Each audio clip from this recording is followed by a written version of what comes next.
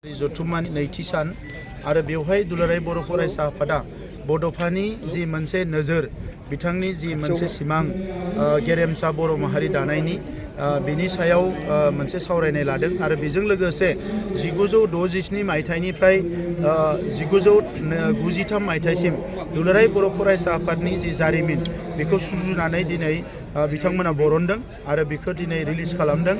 दा बे जारिमिनारि सान एबसुनि जारिमिनाव आंबो गोबाव सम फरायसा आफादाव मावदोंमोन हिसाबै जों बयबो गोजोननाय मोनदों।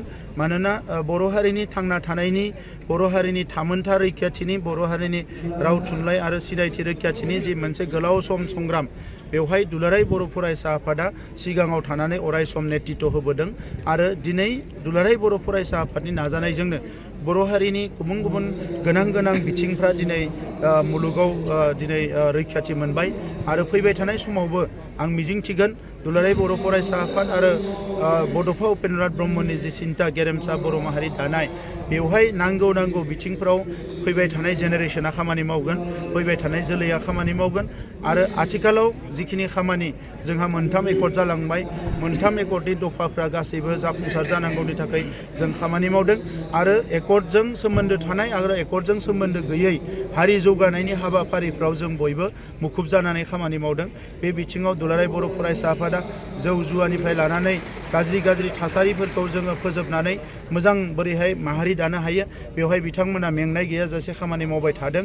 आं मिजिंथिदों जे गोदान जोलैया बे गासैबो बाथ्राफोरखौ इयुनसिम दावखोलांगोन आरो मोजाङै मावफुंगोन।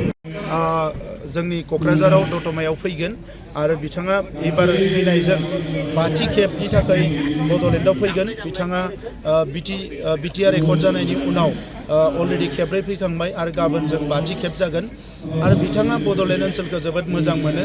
बड'लेण्ड ओनसोलाव अराय गोजोना थानांगोन, सोरगिदिं जौगानाया जानांगोन बिथाङा हास्थायो। दा बिनिखायनो बिथाङा गाबोन जाहाथे मोजाङैनो मोजां सफैयो बिनि थाखाय आं अबंलावरिनि खाथियाव आर'ज गाबो। थुलुंगापुरियाव हाबहैगोन नामा बिथाङा? थुलुंगापुरियाव हाबनायनि प्रग्राम गैया। सासे दैदेनगिरि फैनायानो जोबोद गिदिर बाथ्रा आरो बिथांमोना अलरेडि 125 एमेन्डमेन्टनि खामानिखौ मावगासिनो दङ, बिटिआर गोरोबथानि गोबां खामानिखौ मावगासिनो दङ आरो गोरोबथायाव गैयै माखासे खामानिफोरखौबो मावगासिनो दङ। बेनिखायनो आं सानो जे बिथांनि फैनायजोंनो जोंहा गोबां जेंनाफ्रा सुस्रांजागोन।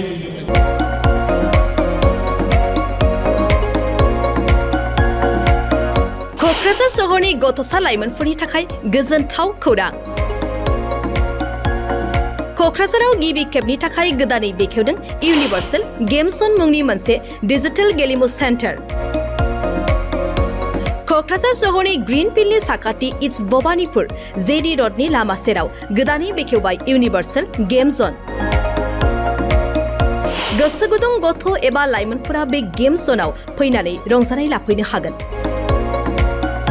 गोदानै बेखेवनाय बे इउनिभार्सेल गेम जनाव गुबुन रोखोमनि गेमफोर जेरै horse riding, claw', machine, virtual reality, hammer, air hockey, pirates, frog, माग, shooter, bike racing, car racing, basketball, पान्सिं बायदि गेलेमुनि रंजानाय लाफैनो हागोन।